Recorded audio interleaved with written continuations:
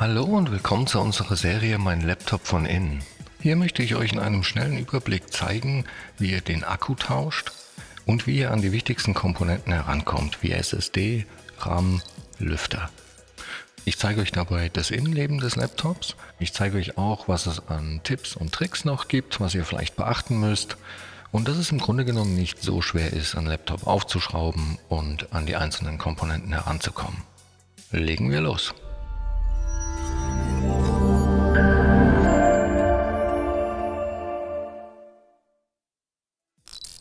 So, wir haben hier ein Lenovo IdeaPad und ich sage euch auch gleich, wo ihr an die genaue Modellnummer herankommt. Aber zuallererst trennen wir mal das Laptop vom Ladekabel. Die genaue Modellbezeichnung finden wir auf der Rückseite und ausnahmsweise auch mal wirklich gut zu lesen, genau hier. Und mit dieser Modellnummer findet ihr super einfach alle Ersatzteile genau für dieses Gerät bei uns im Shop. Allgemein kann man auch zu dem Gerät sagen, das Display lässt sich relativ einfach tauschen. Dafür muss man nur den Frontrahmen lösen und kommt dann an das Display ran. Bei der Tastatur und auch dem Touchpad ist es so, die kommen beide zusammen mit dem Topcase und dafür muss man dann alles aus dem Gehäuse nehmen. Um das Laptop jetzt zu öffnen, muss man als allererstes diese Schrauben hier herausnehmen. Ich blende euch die auch im Bild ein. Und dafür habe ich hier ein Universalwerkzeugset benutzt. Das ist super praktisch. Da sind alle Aufsätze und auch Schrauben mit dabei, die man so braucht oder gebrauchen könnte. Und in dem Fall nehme ich hier einen Kreuzschraubendreher und zwar einen PH0. Gut, dann wollen wir mal schauen, wo die Gehäuseunterseite eigentlich mit dem Hauptgehäuse verbunden ist. Denn da müssen wir letztendlich rein, um eine Öffnung zu schaffen. Und hier zum Beispiel sieht man das ziemlich gut. Und das läuft einmal um das Gerät herum.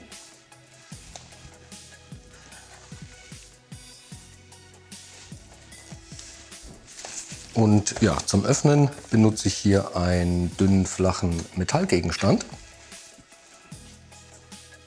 Und dann schaue ich mal, wo man am besten reinkommt, um eine Öffnung zu finden. Und in dem Fall fange ich jetzt auf der Geräterückseite an.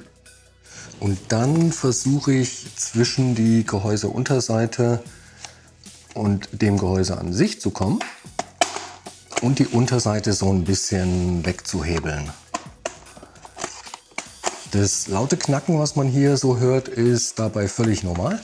Das ist einfach, wenn die Einraststellen sich lösen, dann knackt und knirscht das manchmal. Da braucht man keine Angst zu haben, was kaputt zu machen. Und so arbeite ich mich dann einfach einmal um das Gerät herum. Und irgendwann kann man dann auch, in dem Fall war das jetzt wirklich sehr, sehr einfach, unter die Unterseite fassen und das mit ein bisschen Wippen dann einfach lösen. Sollte das mal nicht ganz so gut gehen, arbeitet man sich dann eben einfach genau in der gleichen Technik einmal um das Gerät herum, bis man die Unterseite einfach abziehen kann. Und die Unterseite zeige ich euch jetzt auch mal von innen. Und so sieht dann das Laptop von innen aus. Gut, bevor wir jetzt irgendetwas weiteres machen, trennen wir als allererstes mal den Akku vom Mainboard, damit das Gerät dann auch wirklich keinen Strom mehr hat. Und dieses große Teil hier ist der Akku und da läuft das Kabel und der Stecker zum Mainboard. Den Stecker kann man hier seitlich einfach rausziehen. Man kann den da auch am Kabelbund fassen und dann einfach mit ein bisschen Wackeln nach hinten hinwegziehen. Was können wir hier noch sehen? Ich glaube, die Besonderheit, die einem hier vielleicht sofort auffällt, ist die große Abdeckung hier. Und zwar befindet sich sowohl der Heatsink darunter als auch der RAM und die SSD. Hier ist der Lüfter Dann sehen wir hier drüben ist Platz für eine 2,5 Zoll HDD oder vielleicht ist auch eine verbaut. Das Gehäuse ist hier direkt mit dabei und kommt hier auch direkt an den SATA-Stecker. Gut, um den Akku zu lösen, muss man nur diese Schrauben hier rausnehmen. Die sind auch alle mit M2 auf dem Akku selber markiert. Und auf der Seite hier muss man auch die Kabel, die hier lang laufen, noch aus der Führung herausnehmen. Die Kabel kann man hier einfach so ein bisschen leicht nach außen ziehen und den Akku an sich kann man einfach nach oben aus dem Gehäuse nehmen und dann eben auch gegebenenfalls austauschen. Wie eingangs erwähnt, um an die meisten Komponenten wie RAM und SSD ranzukommen, muss man erstmal das Blech hier abschrauben. Das wird von den 3 Schrauben hier gehalten und auf der Rückseite sitzt das auf so kleinen Clips.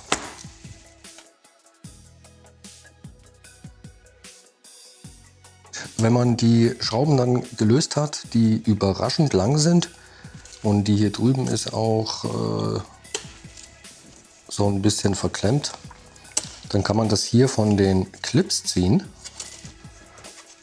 Auch hier ist noch ein Clip. Ich muss es auf jeden Fall mal sicherstellen, dass die genau, jetzt ist sie gelöst. Und dann kann man das Blech nach oben hin abnehmen. Kann man sich merken, wie rum das dann auch wieder drauf gehört. Ich lege das genau so dann auf die Seite. Und genau, jetzt sieht man hier den RAM und die SSD. Hier ist übrigens auch noch das WLAN-Modul unten drunter und eben der Heatsink, der die CPU kühlt und die GPU, falls hier eine verbaut wäre. So, den RAM kann man super einfach tauschen. Die beiden silbernen Klammern zieht man dazu so ein bisschen nach außen. Und dann sieht man, dass der einem schon noch ein bisschen entgegenkommt. Ja, und dann kann man den einfach aus dem Slot ziehen und durch einen neuen ersetzen. Einbau genauso einfach. Einfach wieder in den Slot reinstecken und nach unten drücken, bis die beiden Klammern wieder einrasten. So, die SSD ist jetzt bei diesem Gerät hier eine verkürzte SSD. Da passt aber auch eine ganz normale lange rein. In beiden Fällen muss man nur die Schraube hier hinten rausnehmen. Und dann kann man das so ein bisschen nach oben hebeln. Das sitzt hier relativ fest, weil das so ein bisschen auf dieser Kühlpaste drauf geklebt ist. Und dann kann man die einfach aus dem Slot ziehen. In dem Fall ist diese Halterung hier unten auch nochmal verschraubt. Lässt sich also super einfach lösen. Und wie gesagt, bei einer langen SSD braucht man die Halterung einfach gar nicht. Die schiebt man einfach hier rein, verschraubt sie da hinten. Genauso wie jetzt hier eben das ganze Konstrukt mit der Halterung. Ein bisschen nach unten drücken und dann kann man die wieder verschrauben. Und so schnell geht das.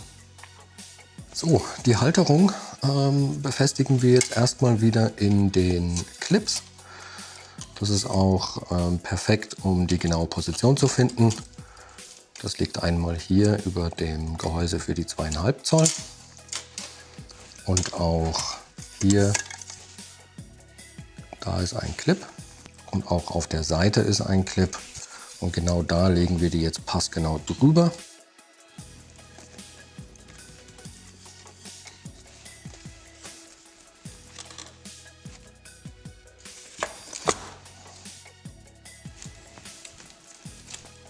Genau, das ist manchmal ein bisschen fummelig, aber letztendlich auch bloß eine Sache der Geduld.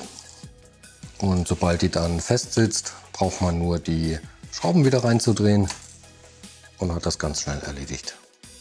Den Lüfter kann man bei diesem Modell auch einzeln tauschen. Der wird von diesen beiden Schrauben hier gehalten. Und man muss auch das Kabel, das den Lüfter mit dem Mainboard verbindet, hier noch abziehen. Und da ist es so, die Kabel sind hier relativ dünn. Das heißt, man sollte entweder ganz am Ende am Kabelbund fassen und dann kann man den hier rausziehen. Der ist in dem Fall auch echt super klein. Ja, und wenn man dann die Schrauben gelöst hat, kann man den Lüfter nach oben aus dem Gehäuse nehmen. Macht hier noch das Kabel, das einmal hier außen rumläuft, so ein bisschen aus der Führung. Und dann kann man den Lüfter, der ist hier oben ein bisschen festgeklebt, und dann kann man den Lüfter tauschen. Sollte man bei dem neuen Lüfter mal nicht so genau wissen, wie der Stecker hier reinkommt, ich hoffe, dass man das hier einigermaßen sehen kann. Die Kontakte, die man hier sieht, die zeigen in dem Fall beim Wiederverbinden nach oben. Ja, und jetzt bauen wir den Lüfter genauso ein in umgekehrter Reihenfolge, wie wir ihn ausgebaut haben. Ich lege den erst wieder auf die Gewinde zurück. Dann kommt noch das Kabel hier wieder in die Führung. Und dann können wir den verschrauben. Und ganz, ganz wichtig natürlich am Ende nicht vergessen, das Lüfterkabel auch wieder zu verbinden, damit der Lüfter dann tatsächlich auch wieder arbeitet und Strom bekommt.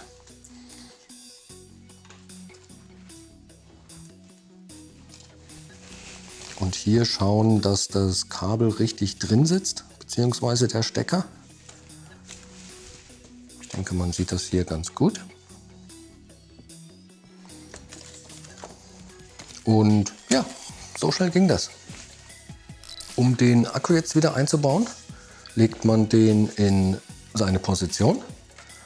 Der hat auch hier zum Beispiel noch eine kleine Öffnung. Die ist genau hierfür, dass man den da richtig positionieren kann.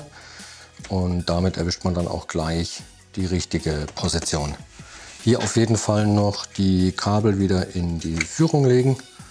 Das ist einmal unten, einmal oben und dann hier wieder noch mal rein. Und ja, dann kann man den einfach wieder verschrauben. Was ich jetzt hier auf jeden Fall im Schnelldurchlauf mache.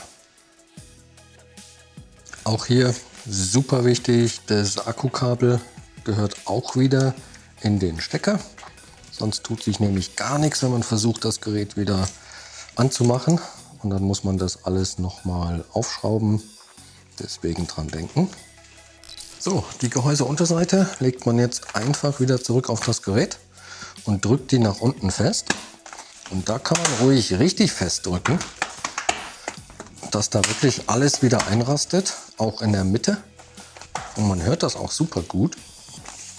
Und am Ende gehe ich auch immer noch einmal um das Gerät herum und schaue, dass wirklich nirgendwo mehr eine Öffnung zu sehen ist. Und ja, dann kann man das Gerät wieder zuschrauben. Alle Schrauben sind gleich lang und hat alles erledigt. So, das war es auch schon wieder für dieses Modell. Ich hoffe, das Video hat euch weitergeholfen. Falls ihr noch Fragen oder Anregungen habt, lasst uns gerne einen Kommentar da. Und ansonsten wünsche ich euch viel Spaß beim Schrauben. Bis zum nächsten Mal. Ciao.